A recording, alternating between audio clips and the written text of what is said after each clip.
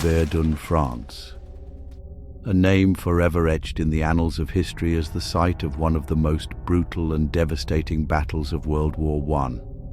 A place where the earth itself seemed to bleed, where soldiers faced unimaginable horrors in a battle that would leave its mark for generations. But amidst the chaos of war, there were also reports of something strange, something inexplicable, lingering in the skies over Verdun, the mysterious lights that captured the attention of soldiers and civilians alike. These lights, often described as glowing orbs or strange illuminations, became a phenomenon that would continue to puzzle and fascinate those who witnessed them. The unexplained lights of Verdun remain one of the most enduring mysteries of the war, leaving us to wonder, what were these lights? Were they a trick of the mind, a manifestation of the horrors of war, or something far more mysterious?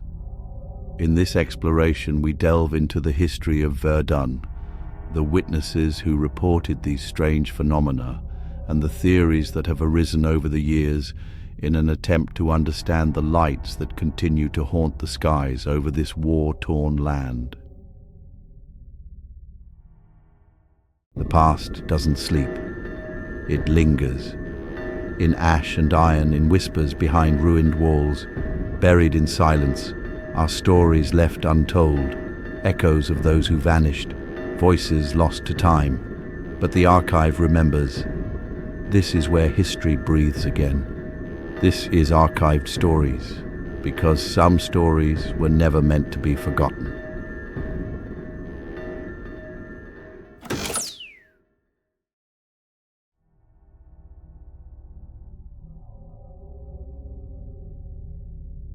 Before we dive into the phenomenon of the unexplained lights, it's crucial to understand the significance of Verdun in the context of World War I. From February 21st to December 18th, 1916, Verdun was the site of one of the longest and most devastating battles in history. The German army, under the command of Erich von Falkenhayn, sought to bleed France dry by focusing its efforts on a single, strategically important point. The French army, led by Philippe Pétain, was determined to hold the line at all costs. For nearly 10 months, the battle raged. Thousands of soldiers, both French and German, perished in the trenches, in the mud, and amidst the constant shelling. Verdun became synonymous with death, suffering, and the horrors of war. The landscape was devastated, with villages wiped off the map and the once beautiful countryside transformed into a desolate wasteland. But amid the smoke of battle and the constant roar of artillery, soldiers began to notice something strange. Reports of unusual lights in the sky began to surface. These lights were not the result of explosions, as they appeared even in the absence of gunfire. They were not stars, nor were they any natural phenomenon known to the soldiers at the time. The lights seemed to dance in the sky, moving in ways that defied logic and explanation. One of the most famous accounts of the lights comes from a French soldier who wrote in his diary, "I saw them again tonight. The lights. They flicker in the sky like stars, but they move. They don't behave like any stars I've ever seen.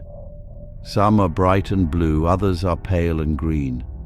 They seem to come and go, appearing in different places in the sky, always high above us. We've seen them in the middle of the night and during the day. The men are starting to talk about them, but no one can explain what they are." Another soldier, a German infantryman, reported something similar. "The same lights are appearing above us. At first we thought they were aircraft, but they don't look like planes. They're silent, hovering, they change colors and speed. I can't understand what they are, but I know they are not natural." These accounts were not isolated.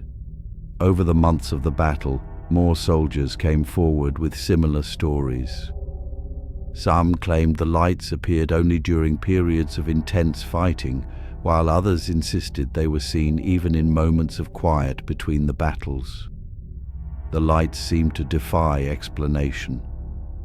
With so many reports of the strange lights, it's no surprise that numerous theories have emerged to explain their origins.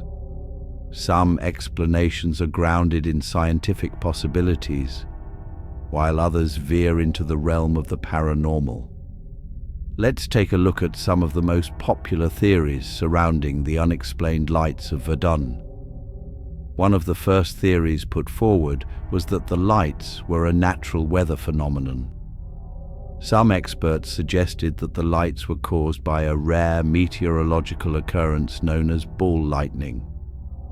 This phenomenon occurs when electrical discharges form in the atmosphere, creating glowing spheres that can hover in the air for a short period. However, this theory has been widely debunked, as ball lightning is an extremely rare event, and there is no evidence to suggest that it occurred in the conditions present over Verdun during the battle. Another theory that gained traction was that the lights were the result of military experimentation. During World War I, both the French and German armies were involved in developing new and untested technologies, including aerial reconnaissance and advanced weaponry. Some speculated that the lights were actually some form of secret military technology, such as experimental aircraft or even early forms of guided missiles. While this theory seems plausible, given the secrecy surrounding many wartime developments, there is no concrete evidence to support the claim that either side was testing such technology in the Verdun region at that time. A more psychological theory suggests that the soldiers who reported seeing the lights were simply experiencing the mental and emotional toll of the war. Prolonged exposure to stress, sleep deprivation, and the horrors of battle can lead to hallucinations and altered perceptions of reality. In this context, the lights might have been nothing more than a collective manifestation of the soldiers' trauma. This theory is compelling, particularly when we consider the immense strain placed on the soldiers during the Battle of Verdun. However, the sheer number of soldiers who reported similar sightings, often independently of one another, makes it less likely that the lights were merely a product of collective hallucination. Perhaps the most intriguing theory is that the lights were somehow linked to the spirits of the soldiers who perished in the battle. According to this theory, the unexplained lights were the manifestation of the souls of the fallen soldiers, seeking to communicate with the living or to wander the earth in search of rest. The idea of ghosts or spirits haunting battlefields is not new, and Verdun, with its immense loss of life, seems like a fitting location for such supernatural activity. This theory resonates with many who have visited Verdun and reported a lingering sense of unease in the area.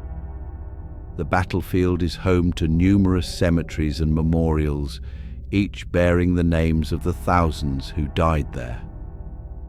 Some claim that the lights are a reminder of those who lost their lives in the conflict, their souls forever bound to the place where they fought and died. Finally, some theorists suggest that the lights were not of this world at all.